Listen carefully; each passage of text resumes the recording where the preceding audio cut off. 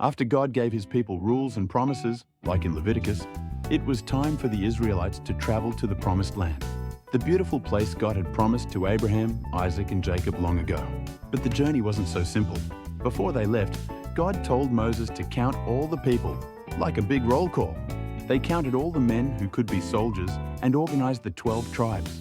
That's why the book is called Numbers, because they counted people twice, once at the beginning and once at the end. The Israelites set up a huge camp in the wilderness, with the tabernacle, God's tent, in the center. When the cloud above the tabernacle moved, the people packed up and followed. At night, a fire appeared to guide them. God was showing them the way. Even though God gave them food, like manna and quail, water and protection, the people complained a lot. "We're tired. We miss Egypt. We want better food." God was patient, but he also wanted them to trust him. Sometimes he sent punishments, but he always gave them another chance. When they reached the edge of the Promised Land, Moses sent 12 spies to go look at the land. They saw giant people and strong cities. Most of the spies got scared and said, "We can't win. Let's go back to Egypt." But two brave spies, Joshua and Caleb, said, "God is with us. We can do it." The people didn't listen to Joshua and Caleb. They were too afraid.